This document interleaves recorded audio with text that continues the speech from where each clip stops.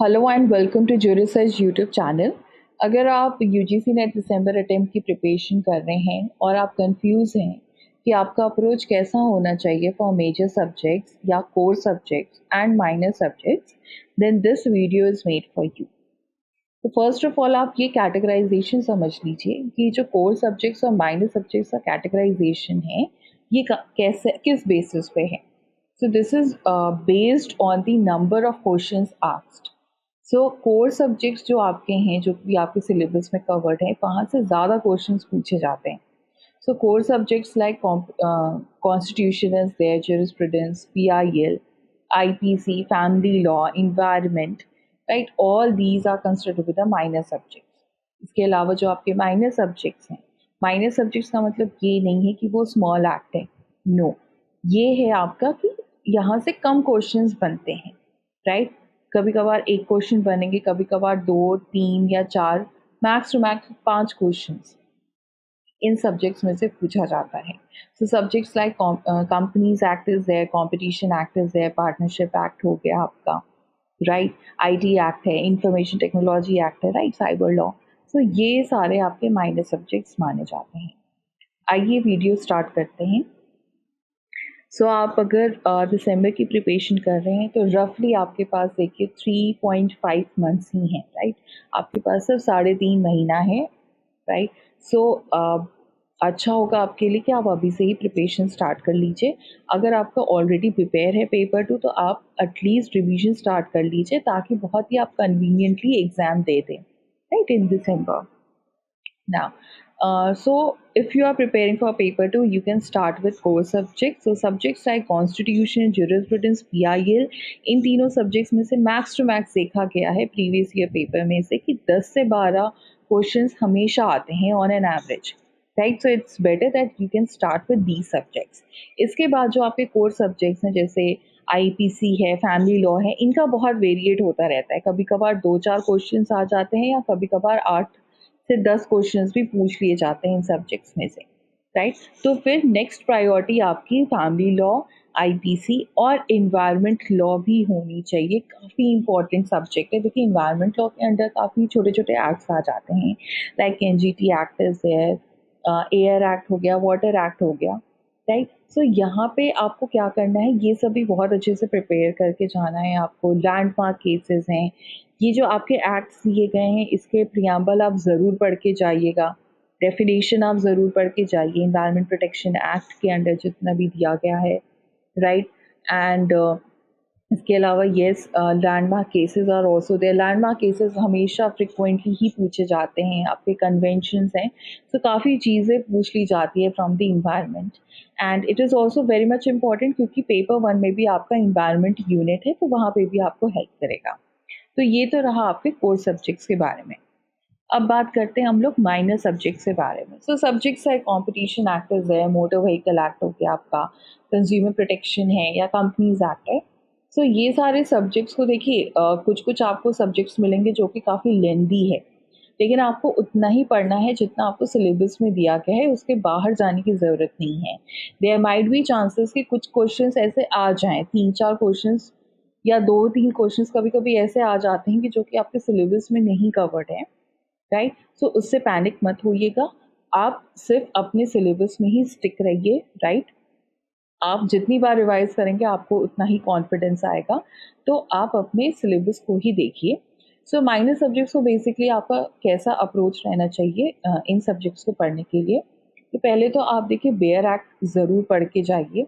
Bare act तो दोनों ही subjects के लिए इम्पॉर्टेंट है, चाहे वो कोर हो या माइनर हो, लेकिन स्पेशली माइनर सब्जेक्ट्स को बहुत लोग इग्नोर कर देते हैं, लेकिन आप इग्नोर मत करिएगा, right? Don't commit this mistake. आप बेयर एक्ट पढ़ के जाइए। बेयर एक्ट में आपको सबसे पहले प्रियम्बल देखना है, राइट? आप ये देख लीजिए कि पर्पस क्या है उस वेरी एक्ट का। फिर आप डेफिनेशन देखिए कि उसके इम्पॉर्टेंट टर्म्स कौन कौन से हैं। आपको वैसे भी, आपको अगर समझ में नहीं आ रहा कि कौन से इम्पॉर्टेंट टर्म्स हो सकते हैं, you can also watch the syllabus. So अगर मैं कुछ, जैसे फॉर एग्जांपल कॉम्पिटिशन एक्ट की बात करूँ, तो वहाँ पे 3 टॉपिक्स दिए गए हैं, एंटी कॉम्पिटिटिव अग्रीमेंट है, कॉम्बिनेशन है, डोमिनेंस है। तो ये सारी तीनों चीज़ों का आप डेफिनेशन देख लीजिए। अप टिल आप सेक्शन 6 तक तो आप पढ़ेंगे ही, उसके अलावा जो और भी सेक्शंस है which is related to these 3 things, आप उसको भी पढ़ के जाइएगा, राइट। तो बहुत आपको एफर्ट नहीं लगाना है, बहुत ही पिकी पढ़ना होता है आपको माइनर सब्जेक्ट्स के लिए, right. And it is very important कि आप माइनर सब्जेक्ट ज़रूर आप कवर करके जाइए। ऐसा नहीं कि सिर्फ आप बेसिक कर लेंगे, कंसेप्ट पढ़ लेंगे तो हो जाएगा, right? Stress on the things that why this particular thing is present rather than what is that particular provision, right? क्योंकि यूजीसी नेट एग्ज़ाम आपका एकेडमिक्स के बारे में है, तो आपसे आपका यही टेस्ट किया जाएगा कि आप कंसेप्चुअली कितने स्ट्रॉन्ग है, कितना आपका एनालिटिकल स्किल है, right. Now the next point, frequent and infrequent topics. तो देखिए मैक्सिमम जितने भी आपके कॉम्पिटिटिव एग्जाम्स होते हैं जनरली यही कहा जाता है कि जो आपके फ्रिक्वेंटली आस्क्ड टॉपिक्स है आप वही मैक्सिमम कवर करने की कोशिश करिए, एंड यूजीसी नेट के लिए भी यही रूल अप्लाई होता है। बट इसके अलावा जो टॉपिक्स हैं जो आज तक नहीं पूछे गए यूजीसी नेट एग्ज़ाम में, आप फॉर ग्रांटेड मत लीजिए कि ये सारे टॉपिक्स नहीं आएंगे, राइट। आप उन टॉपिक्स को भी अच्छे से पढ़ के जाइए, राइट। अगर फॉर एग्जांपल अगर मैं फैमिली लॉ की बात करूँ तो इस बार देखिए सक्सेशन आया था। सक्सेशन उतना जनरली नहीं पूछा जाता है बट इस बार आया था, राइट। वो क्लास 1 एंड क्लास 2 से रिलेटेड क्वेश्चन आया था। या अगर मैं ज्यूरिस्प्रूडेंस की बात करूँ, वहाँ पे जो लास्ट में आपके 3 टॉपिक्स दिए हैं जैसे modernism, post modernism, right, law and society ऐसे करके दिया हुआ है, तो वो भी आप उसके बारे में थोड़ा सा इंट्रो पढ़ के जाइए, लेकिन ज़रूर पढ़ के जाइएगा। So the fact is that कि जो फ्रिक्वेंट टॉपिक्स हैं उनको आप थोड़ा अच्छे से कर लीजिए, क्योंकि कभी कभार डेप्थ में भी पूछ लिया जाता है। और जो इनफ्रिक्वेंट टॉपिक्स है उसके बारे में अगर आप बेसिक भी जाने रहेंगे, राइट, तो भी आपके लिए पर्पस सॉल्व हो जाएगा। And see at the end of the day आपको जितना भी सब टॉपिक दिया गया है सिलेबस में, आपको सभी चीज़ कवर करके जानी है। Don't skip any of the topic. Now, there is an important information that Juris Search Academy is offering UGC NET Law Hype course, जिसका enrollment अभी भी open है and काफ़ी limited seats ही बचे हैं। So इस कोर्स में बेसिकली आपको पेपर 1 एंड पेपर 2 से related live lectures, recorded videos and study material मिल जाएगा। एंड एक खास बात हमने इस बार ऐड की है कि आपको जो स्टडी मटेरियल मिलेगा for paper 1 and paper 2, after every chapter you are going to get dedicated MCQs। इसके अलावा आपको मॉक टेस्ट पेपर मिलेगा फॉर पेपर 1 एंड पेपर 2, जिसको आप अच्छे से प्रैक्टिस कर सकते हैं। और ये सारी चीज़ें आप 24/7 एक्सेस कर सकते हैं, इधर फ्रॉम योर लैपटॉप, मोबाइल और टैबलेट।